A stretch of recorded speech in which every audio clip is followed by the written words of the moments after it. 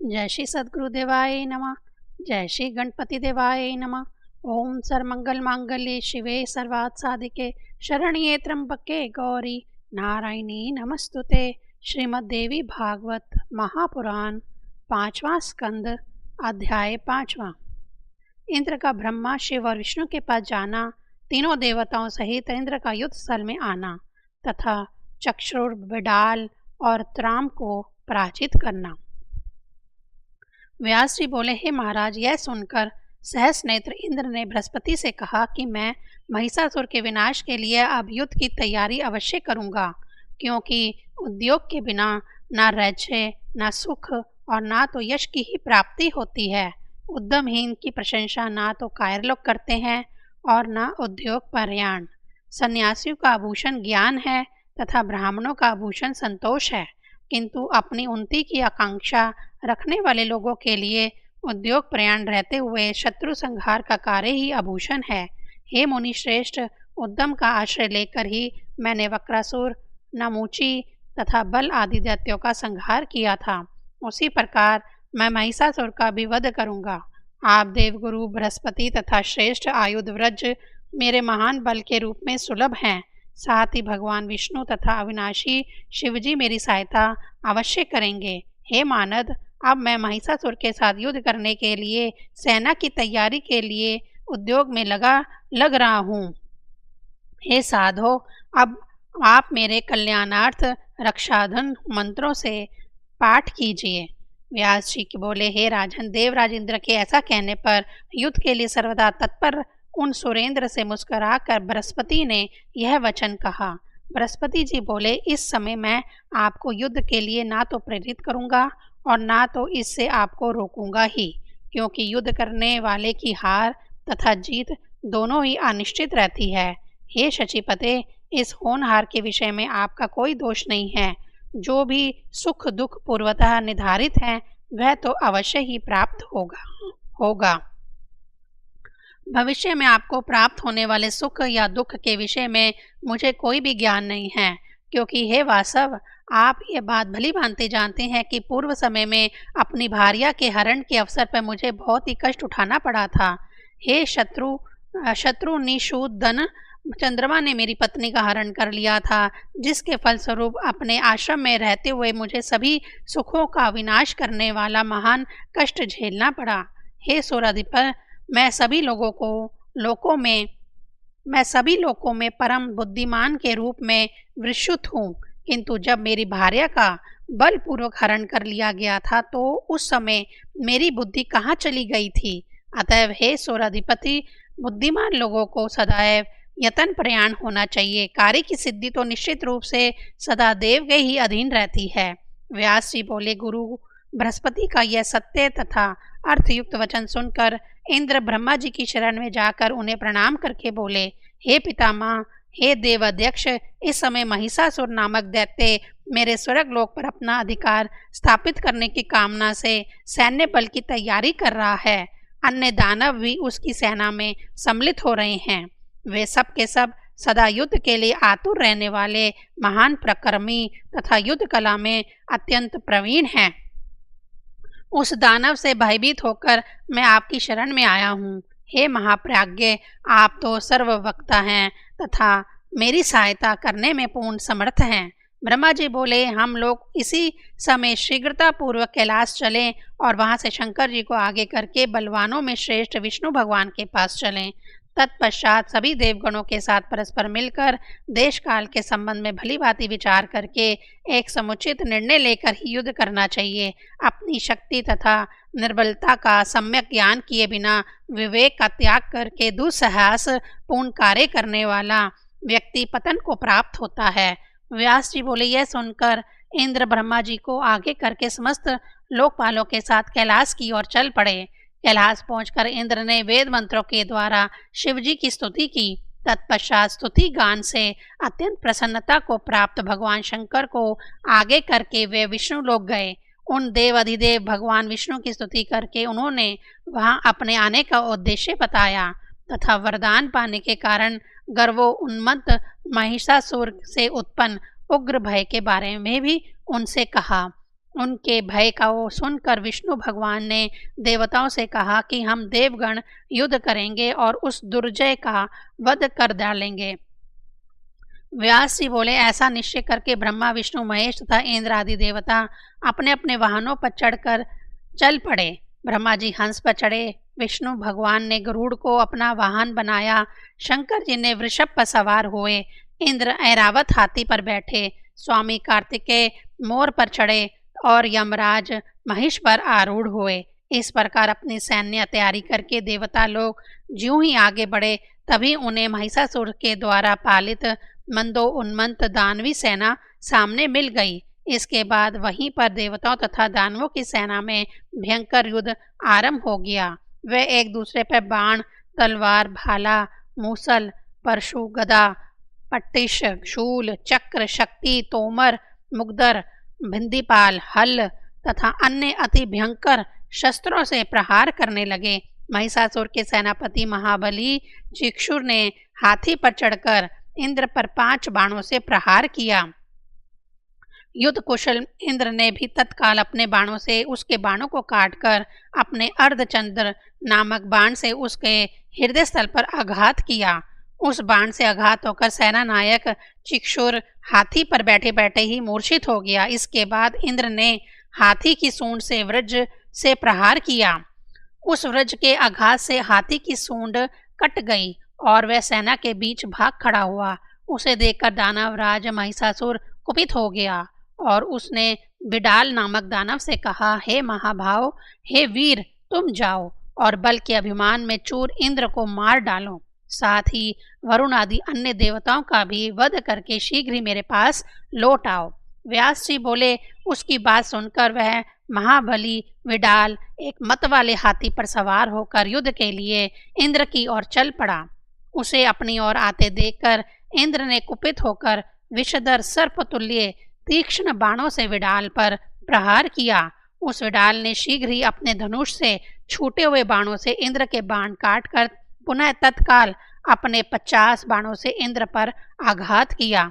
तब इंद्र ने भी क्रुद्ध होकर उसके उन बाणों को काटकर अपने सर्पतुल्य तीक्ष्ण बाणों से उस पर प्रहार किया।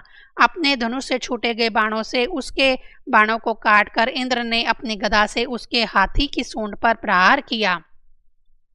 अपनी सूंड पर गदा के आघात से वह हाथी बार बार अंतर्नाद करने लगा और पीछे घूमकर भागता हुआ वह दैत्य सेना को ही कुचलने लगा, जिससे दानवों की सेना भय आकुल हो उठी। तत्पश्चात हाथी को युद्ध भूमि से भागा देखकर वह दानव विडाल लौट कर चला गया और पुनः एक सुंदर रथ पर सवार होकर देवताओं के समक्ष रण में उपस्थित हो गया। इंद्र ने विडाल को रथ पर सवार होकर पुनः समारंगण में आया हुआ देखकर अपने सर्पतुल्य तीक्ष्ण बाणों से उस पर आघात करना आरंभ कर दिया। वह महाबली विडाल भी अत्यंत कुपित होकर भयंकर बाण वृष्टि करने लगा। इस प्रकार विजय के इच्छुक उन दोनों के बीच भीषण युद्ध होने लगा। क्रोध के प्रभाव से व्याकुल इंद्रियों वाले इंद्र ने विडाल को विशेष बलवान देखकर जयंत को अपना अग्रणी बना लिया और अब उसके साथ मिलकर वे युद्ध करने लगे। जयंत ने धनुष पर चढ़ाकर प्रबलता पूर्वक खींचे गए 5 तीक्ष्ण बाणों से मंदो उन्मत्त उस दानव विडाल के वक्षस्थल पर आघात किया। उन बाणों के आघात से मूर्छित होकर विडाल रथ पर गिर पड़ा। तब उसका सारथी तत्काल रथ लेकर रणभूमि से बाहर निकल गया। उस विडाल के मूर्छित होकर युद्ध भूमि से बाहर चले जाने पर देव सेना में महान विजय घोष तथा दुदुम्बियों की ध्वनि होने लगी। सभी देवता प्रसन्न होकर इंद्र की स्तुति करने लगे, गंधर्व गाने लगे तथा अप्सराएं नाचने लगी। तत्पश्चात देवताओं के द्वारा किए गए उस विजय घोष को सुनकर महिषासुर कुपित हो उठा। उसने शत्रुओं के अभिमान को चूर चूर कर देने वाले राम नामक दानव को युद्ध क्षेत्र में भेजा। राम बहुत से सैनिकों के साथ समारंगन में आकर इस प्रकार वेगपूर्वक बाणों की वर्षा करने लगा, मानो मेघ समुद्र में जल बरसा रहा हो। उस समय वरुण देव पाश लेकर तथा यमराज हाथ में दंड धारण करके महिष पर चढ़कर युद्ध भूमि में शीघ्र ही पहुंच गए। अब देवताओं तथा दानवों में परस्पर बाणों, तलवारों, मूसलों, बर्छियों तथा फरसों से भीषण संग्राम होने लगा। यमराज के द्वारा अपने हाथ से फेंके गए दंड से त्राम आहत हो गया, किंतु वह महाबाहु त्राम समारांगन से हिला तक नहीं। त्राम उस संग्राम भूमि में वेग पूर्वक धनुष को खींच कर अति तीक्ष्ण बाण छोड़कर इंद्र आदि देवताओं पर शीघ्रता से प्रहार करने लगा।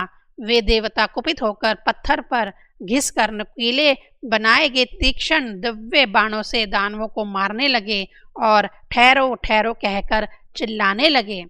उन देवताओं के प्रहार से घायल होकर दैत्य त्राम युद्ध भूमि में मूर्छित हो गया। तब भय आक्रांत दैत्य सेना में महान हाहाकार मच गया। 5वां अध्याय समाप्त। 6ठा अध्याय। भगवान विष्णु और शिव के साथ महिषासुर का भयानक युद्ध। व्यास जी बोले, इस प्रकार दानव त्राम के मूर्छित हो जाने पर महिषासुर कुपित हो गया और एक विशाल गदा लेकर देवताओं के समक्ष जा डटा। हे देवताओं, तुम सब ठहरो, मैं अभी अपनी गदा से तुम सभी को मार डालूंगा। बलि भाग रखाने वाले, तुम सब तो सदा से बलहीन रहे हो। ऐसा कहकर विमान के मध्य में चूर वह महाबाहु महिषासुर हाथी पर बैठे हुए इंद्र के पास पहुंचकर उसने उनके बाहुमूल पर अपनी गदा से तीव्र आघात किया। इंद्र ने अपने भयंकर वज्र से उस गदा को तुरंत काट दिया और वह महिषासुर को मारने की इच्छा से बड़ी शीघ्रता पूर्वक उसकी ओर बढ़े। तत्पश्चात वह महिषासुर भी कुपित होकर अपने हाथ में चमचमाती हुई तलवार लेकर प्रहार करते हुए महाबली इंद्र के सामने पहुंच गया। तब उन दोनों में नानाविध आयुधों के द्वारा समस्त प्राणियों को भयभीत कर देने वाला तथा मुनिजनों को भी विस्मित कर देने वाला भीषण युद्ध छिड़ गया। तत्पश्चात दैत्य महिषासुर ने संपूर्ण जगत को नष्ट कर देने वाली तथा मुनियों को भी मोहित कर देने वाली मोहकारिणी शांबरी माया का तत्काल प्रयोग किया। उस माया के प्रभाव से महिषासुर के ही रूप वाले तथा उसी के समान प्रक्रमी करोड़ों महिषासुर अनेक प्रकार के आयुध लेकर देव सेना का संहार करते हुए दिखाई पड़े। तब दैत्य महिषासुर द्वारा उत्पन्न की गई उस मोहकारी माया को देखकर इंद्र विस्मय में पड़ गए तथा भय से बहुत व्याकुल हो उठे। वरुण, कुबेर, यम, अग्नि, सूर्य तथा चंद्रमा भी भयभीत हो गए और सभी के मन में त्रास छा गया। सभी देवगण माया विमोहित होकर भाग खड़े हुए और वे सावधान होकर ब्रह्मा, विष्णु तथा शिव का सिमरन करने लगे। सिमरन करते ही उनकी रक्षा की कामना से श्रेष्ठ आयु धारण करके सुरश्रेष्ठ ब्रह्मा, विष्णु तथा महेश अपने अपने वाहन हंस, गरुड़ तथा वृषभ पर आरूढ़ होकर वहां आ गए। मोहकारी उस आसुरी माया को देखकर भगवान विष्णु ने अपना तजोमय सुदर्शन चक्र चला दिया, जिसके प्रचंड तेज से वह माया समाप्त हो गई। तदंतर सृष्टि, पालन तथा संहार करने वाले उन देवताओं को देखकर उनसे युद्ध करने की इच्छा से वह महिषासुर पारिग लेकर उनकी ओर दौड़ा। इसके बाद महावीर महिषासुर सेना अध्यक्ष चिक्षुर, उग्रस्य, उग्रवीर्य, असिलोमा, त्रिनेत्र, बशकल तथा अंधक, ये दानव एवं इनके अतिरिक्त अन्य बहुत से दानव युद्ध की अभिलाषा से निकल पड़े। उन कवचधारी धनुष धारण करने वाले रथारूढ़ तथा मंदो उन्मत्त दानवों ने सभी देवताओं को उसी प्रकार घेर लिया जिस प्रकार भेड़िए अत्यंत कोमल बछड़ों को घेर लेते हैं। तदंतर एक दूसरे को मार डालने की इच्छा वाले वे मंदो उन्मत्त दानव तथा देवता बाण वृष्टि करने लगे। इसी बीच अंधकासुर ने भगवान विष्णु के समक्ष पहुंचकर सान पर चढ़ाए गए विष में दग्ध किए गए तथा कान तक खींचे गए अत्यंत शक्तिशाली 5 बाण छोड़े। शत्रुदमन भगवान विष्णु ने भी बड़ी तत्परता के साथ अपने तीव्रगामी बाणों से अंधकासुर के उन बाणों को दूर से ही काट डाला और फिर उसके ऊपर 5 बाण छोड़े। इस प्रकार विष्णु तथा अंधकासुर उन दोनों में बाण, तलवार, चक्र, मूसल, गदा, बर्छी तथा फरसों से भीषण युद्ध होने लगा। इसी प्रकार महेश्वर तथा अंधकासुर के बीच भीषण रोमांचकारी युद्ध निरंतर 50 दिनों तक होता रहा। उसी तरह इंद्र तथा मशकल, महिषासुर तथा भगवान रुद्र यमराज तथा त्रिनेत्र, महाहनु तथा कुबेर एवं असीलोमा तथा वरुण के बीच महान भीषण युद्ध हुआ। इसी बीच अंधकासुर ने अपनी गदा से भगवान विष्णु के वाहन गरुड़ पर प्रहार किया। गदा के प्रहार से घायल अंगों वाले गरुड़ लंबी सांस खींचते हुए स्थित हो गए। तत्पश्चात देवाधिदेव विष्णु ने अपनी दाहिने हाथ से सलाकर महाबली गरुड़ को संतावना प्रदान करते हुए उन्हें स्वस्थ चित्त किया। तब भगवान विष्णु ने अंधक का संहार करने के विचार से अपना षडांग धनुष खींचकर उसके ऊपर बहुत से बाण छोड़े।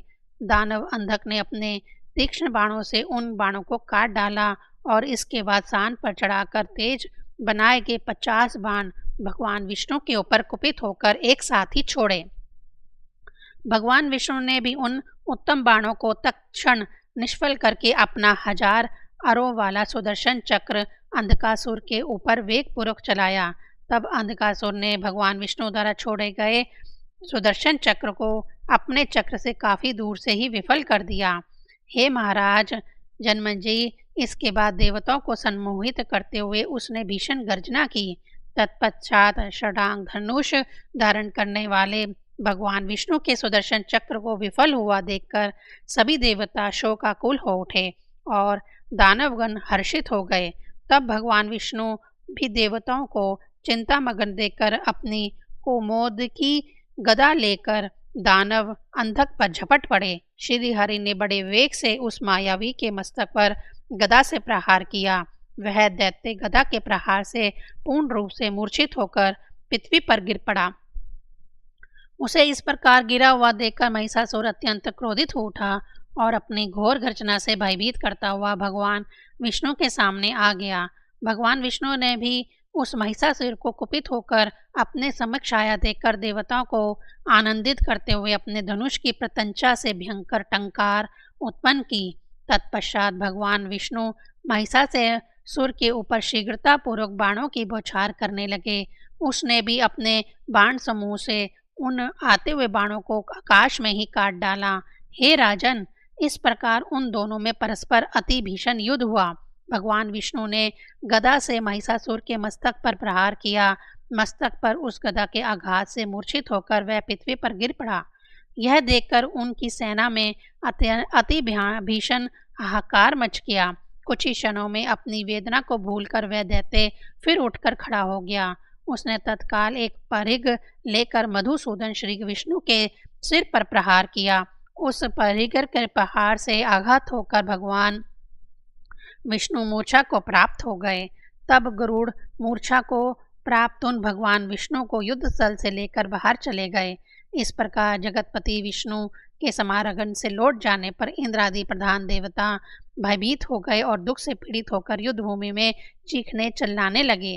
तत्पश्चात शूलधारी भगवान शंकर ने देवताओं को इस प्रकार करुण क्रदन करते हुए देखकर अत्यंत क्रोध के साथ महिषासुर के पास द्रुत गति से पहुंचकर उस पर भीषण प्रहार किया। उस महिषासुर ने भी भगवान शंकर के वक्षस्थल पर अपनी शक्ति यानी बर्छी से तेज प्रहार किया और उसके त्रिशूल प्रहार को विफल करके उस दुष्ट आत्मा ने बड़ी तेज से गर्जना की। वक्ष पर प्रहार होने पर भी भगवान शंकर को कोई पीड़ा नहीं हुई और क्रोध से आंखें लाल करके उन्होंने उस पर अपनी त्रिशूल से प्रहार किया।